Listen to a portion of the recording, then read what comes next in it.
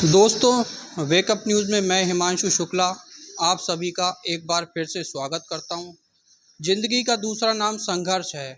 कुछ लोग अपने लिए संघर्ष करते हैं और कुछ जनता के लिए संघर्ष करते हैं। जो जनता के लिए संघर्ष कर सकते हैं वो अनवर खां बन जाते हैं।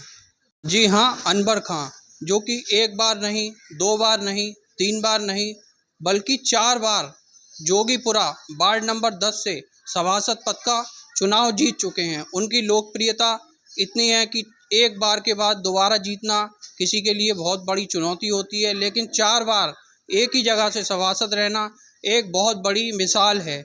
आइए आज हम जानेंगे, अपने चैनल पर मुलाकात करेंगे सभासद अनवर खां से। आइए जानते हैं वो क्या क्या विकास कार्य अपने इस कार्यकाल में करा रहे हैं। दोस्तों, वेकअप न्यूज़ के चैनल पर हमारे साथ आज जुड़े हुए हैं श्री अनवर खां। आइए उनका परिचय जानते हैं। सर, हमारे चैनल पर आपका बहुत बहुत स्वागत है। और आप चार बार यहाँ से सभासद रह चुके हैं। एक बार हमारे सभी दर्शकों को आप अपना परिचय अपने मुंह से दे दीजिए। बिस्मिल्लाहिर्रहमानिर्रहीम। मेरा नाम अनवर खां है। मैं सन 2000 में सभासद पहली बार जीता था। उसके बाद 2006 में जीता। उसके बाद 2012 में सीट मेरी बैकवर्ड हो गई थी, इसलिए मैं चुनाव नहीं लड़ सका था। 2000 फिर उसके बाद 2017 में चुनाव लड़ा, तब जीता, और 2023 में दोबारा चौथी बार मैं सभासद हूँ।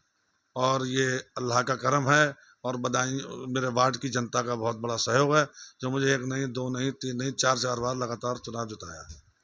अच्छा सर, ये बताइए, आप चार बार सभासद रह चुके हैं यहाँ से, तो अब जब आप चुने गए हैं तो एक वर्ष नगर पालिका पूर्ण कर चुकी है, तो इस एक वर्ष में अभी आपने क्या क्या काम जो कि आपके 3 सालों में नहीं हो पाए थे वो आपने वर्तमान समय में करवाए हैं? ऐसा है, मेरा वार्ड जो है बहुत ही, इसमें बाज़ार है।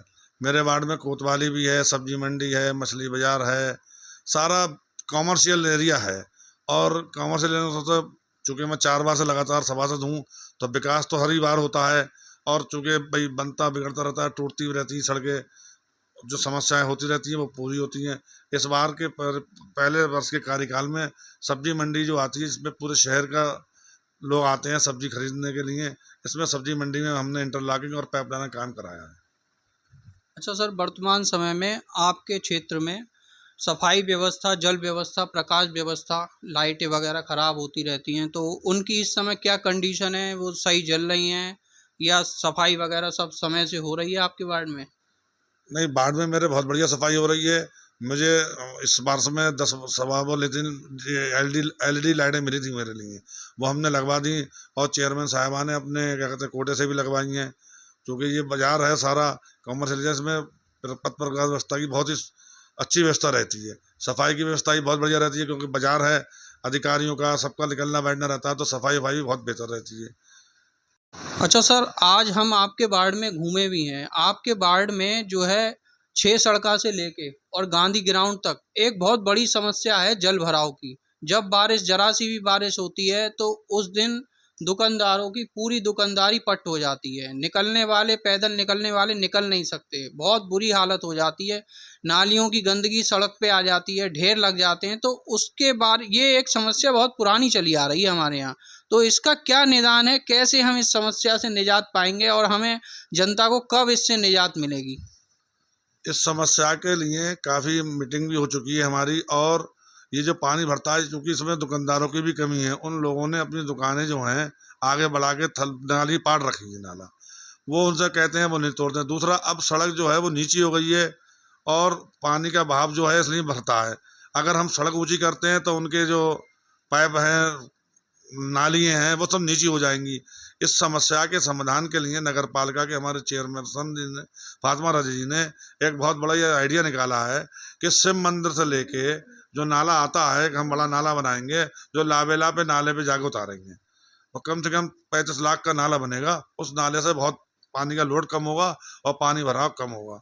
दूसरा, एक हम इससे इलाहाबाद बैंक के सामने से एक नाला लाएंगे और सीधा लाके, जो छिड़का से नाला आता है वो जो घूम के आता है उसे सीधा लाके हम नाले में उतारने की कोशिश कर रहे हैं, जो हमारे प्रस्ताव में है, पास भी हो गया है। और जल्दी से जल्दी वो सड़क पे दिखने लगेगा, जिससे समस्या पानी की का समाधान होगा और पानी भराव कम होगा। व्यापारी भाइयों के लिए बहुत खुशी की बात है कि उन्हें जल्दी से जल्दी इस समस्या का समाधान हमारे सभासद जी द्वारा करवाया जा रहा है और वो पूरे प्रयास में लगे हुए हैं।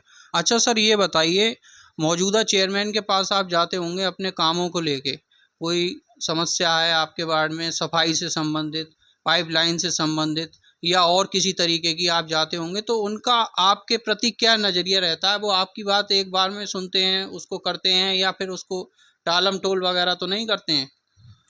मैं आपको बताऊं, अल्लाह के हुक्म से मैं 4 बार सभासद जीता हूं, तो सभी सभासद भी और चेयरमैन साहिबा भी मेरी बात को वजन देती हैं, कहती हैं जो पुराने मेंबर हैं, जानकार हैं। मुझे अभी तक किसी भी समस्या में कोई भी कठिनाई नहीं हुई। मैं जिस काम को कहता हूं वो फ़ौरन से कर देती हूँ। अच्छा सर, एक चीज़ हम ये जानना चाहते हैं कि आपके वार्ड में इस समय वर्तमान में कोई और समस्या है जिसका समाधान आप करना चाहते हैं, जो 4 वर्ष रह गए हैं उसमें? वैसे तो मेरे जो मेन समस्या वो यही है, जो इलाहाबाद बैंक के सामने पानी भरता है। उसके अलावा और कोई ख़ास समस्या नहीं है मेरे यहाँ। सारे काम हो चुके हैं, सब आप देख लो घूम के, सड़कें भी बनी हुई हैं और टूट जाती हैं, सड़कें बन जाती हैं।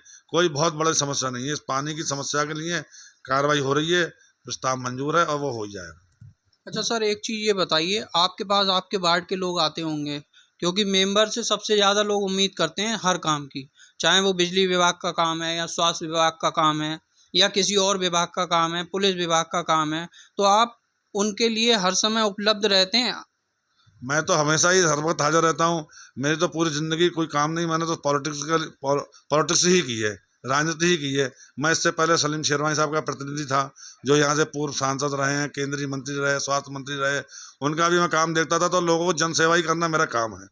और मेरे पास जो भी आता है वो मायूस होकर नहीं लौटता है। 24 घंटे जनता के लिए मेरे दरवाजे खुले रहते हैं।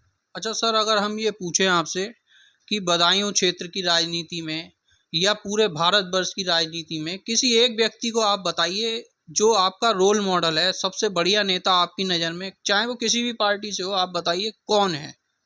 नहीं, मैं तो सलीम शेरवानी साहब का ही नाम लूँगा।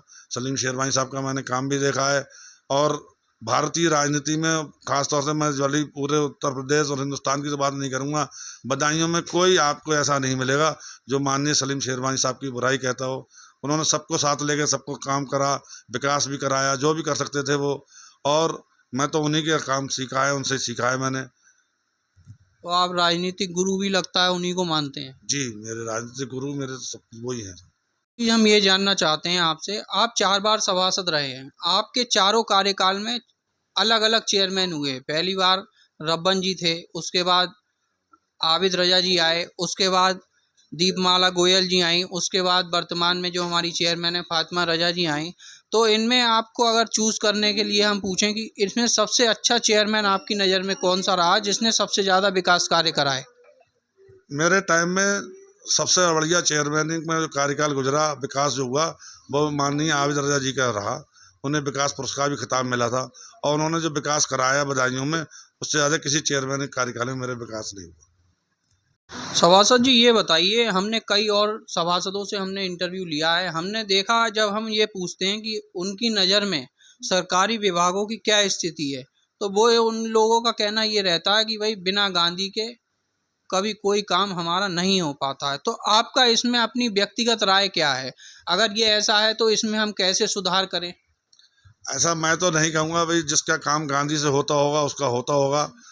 मुझे तो काफ़ी समय हो गया, मैं जहाँ भी जाता हूँ, क्योंकि मैं लोगों से जुड़ा रहा हूँ, अब तो शेरवानी साहब हैं और भी लोगों से जुड़ा रहा हूँ, तो मैं जहाँ भी विभाग में जाता हूँ तो मुझे सम्मान के साथ मेरा काम हो जाता है। गरीबों के काम के लिए सभी काम हो जाते हैं। अब जिन्हें परेशानी होती होगी, जो नए नए लोग चुन के आते हैं, उन्हें दिक्कत होती होगी, मुझे कभी कोई दिक्कत नहीं है किसी सरकारी अफसर। देखिए, ये सभासद जी थे वार्ड नंबर 10 के। आज हमने इनके विचार अपने चैनल पर आप लोगों के सामने रखे हैं। हम आशा करते हैं कि इनकी राजनीतिक जर्नी और लंबी हो और लंबी हो और लंबी हो। धन्यवाद।